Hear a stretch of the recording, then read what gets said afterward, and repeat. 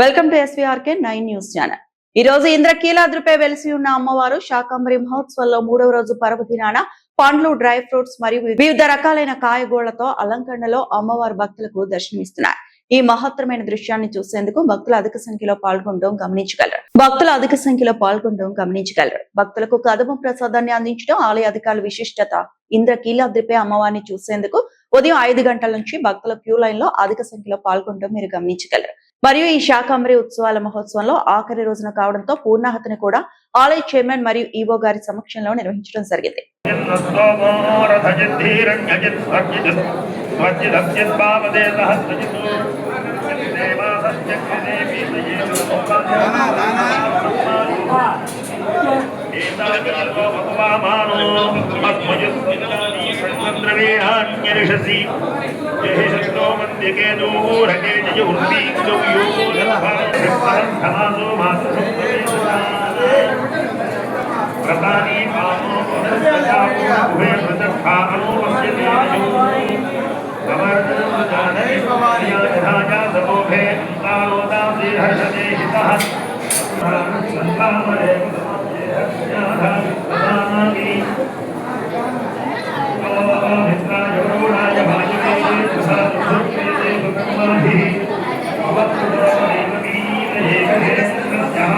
TV వాళ్ళు ఎవరో కూడా తీసారు. అదంతా కూడా వాళ్ళు కర్ణాటక నుంచి వచ్చారట.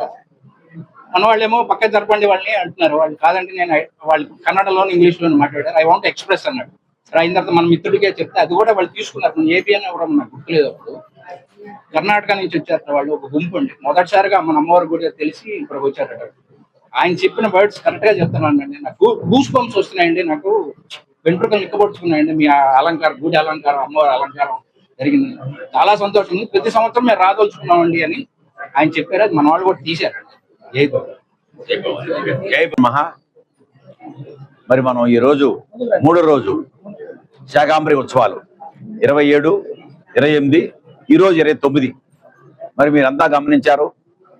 ఈ 3 రోజుల నుంచి అంగరంగ వైభవంగా మరి ఎన్నో కూరగాయలతో మరి కంప్లీట్గా ఎప్పుడూ లేనట్టుగా నెంబర్ 1గా అలంకరణ చేశారు. చాలా బాగుంది. దీని వెనకమాల మా సిబ్బంది, కింద ఆఫీస్ స్టాఫ్, మా ట్రస్ట్ బోర్డు అందరూ కూడా, అధికారులు, ఈఓ గారు, మేమంతా కూడా పర్యవేక్షణ చేసి అనుభవం ఉన్న వాళ్ళతో ఇవాళ ఈ అలంకరణ చేయడం జరిగింది. మరి మొట్టమొదటి రోజు కూడా భక్తులు అసలే ఆషాఢ మాసం సారా చీరతో రావడం ఎంత ఆనందపడ్డారు అంటే వాళ్ళు చాలా బ్రహ్మాండంగా ఉందండి, ఎప్పుడు లేనట్టుగా ఉందని అన్నారు. ఎంతో మంది అడిగాం, అమ్మ ఎక్కడైనా లోపం ఉందా అనేది. నిజానికి ఎక్కడ లోపం అనేది ఎవరు ఒక్క భక్తులు కూడా చెప్పలే మాకు. అమ్మ ఎక్కడైనా విషయం చెప్పండి, పోనీ లైన్లో ఎంచోబట్టింది అరగంట, గంట. ఇంత రష్లో, ఇంతమందిలో మామూలుగా వచ్చి దండం పెట్టుకు వెళ్ళిపోవడం కాదు. సారా సీరత అంటే అందరి చేతుల్లో వస్తువులతో వాళ్ళు స్వీటు, హాటు, పళ్ళు, చీర అన్నిటితో వచ్చి వాళ్ళు ఏ అలుపులాగా, ఇక్కడ ఏ అలుపేం లేదు వాళ్ళకి.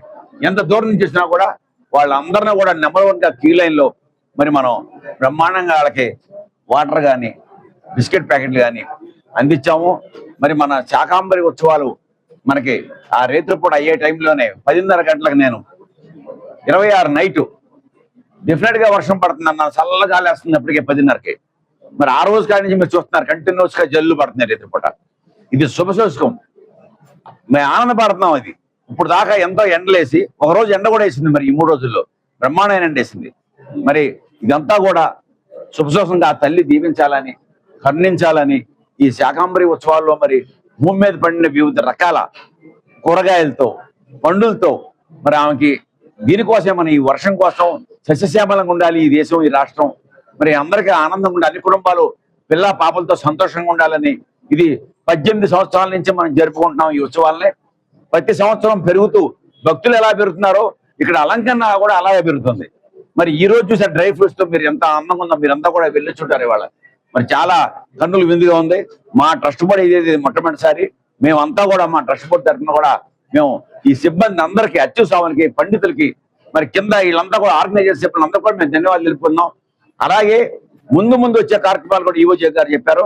మరి మా ముందు ఇంకా మెయిన్ అనేది మనకి దసరా ఉత్సవాలు ఉండే, దానికి కూడా ఎక్కడ తగ్గకుండా నెంబర్ 1గా ఇదివరకన్నా ఇంకా కూడా ఎక్కడ కాంప్రమైజ్ కాకుండా కలిసికట్టుగా అందరం కలిసి బ్రహ్మాండంగా ఏర్పాటు చేస్తాం.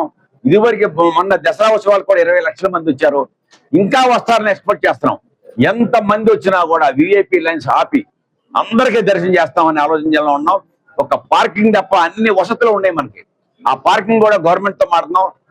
గౌరవనీయ ముఖ్యమంత్రి వాళ్ళు చంద్రబాబు నాయుడు గారి ఆదేశం మేరకు, ఆయన ఆలోచన మేరకి, ఆయన టేస్ట్ మీకు తెలిసి ఎలా ఉండాలో, ఎక్కడ ఎవరు ఇబ్బంది పడకూడదు దేవాలయాల్లో అన్న ఆర్డర్. అది వాళ్ళ పర్యవేక్షణ జరుగుతుంది. కలెక్టర్ గారికి అప్పచెబుతున్నారు, కమిషనర్ గారికి అప్పచెబుతున్నారు, మున్సిపల్ కమిషనర్ అప్పచెబుతున్నారు. దీని మీద పర్యవేక్షణ రేపు దసరా వస్తే ఈ ఆఫీసర్లు అందరూ కూడా వాళ్ళ పర్యవేక్షణలో ఉంటుంది. మళ్ళీ మేము మా ట్రస్ట్ బోర్డు, మా ఈఓ గారు, మా సిబ్బంది అందరం కలిసి దిగ్విజయం చేస్తాం. మొట్టమొదటిసారిగా ఇప్పుడు మీడియా ముందు మీకు ఈఓ గారు కానీ నేను చెబుతున్నాం. ఈ రోజు గారి నుంచి ప్రారంభం చేస్తాం. ఎలా చేయాలి, ఏం చేయాలి, ఇంక బెటర్మెంట్ ఎలా ఉండాలి, ఎంత మంది వచ్చినా కూడా నెంబర్ 1 గా చేస్తాం. మీ అందరి ముందు మేము హామీ ఇస్తున్నాం. అలాగే మీరు కూడా మరి ఇంత కృషి చేసి ఇంత దేశవ్యాప్తంగా అందరికీ చూపిస్తారు. మీ అందరికి కూడా ప్రత్యేకమైన ధన్యవాదాలు తెలుపుకున్నాను. జై భవానీ.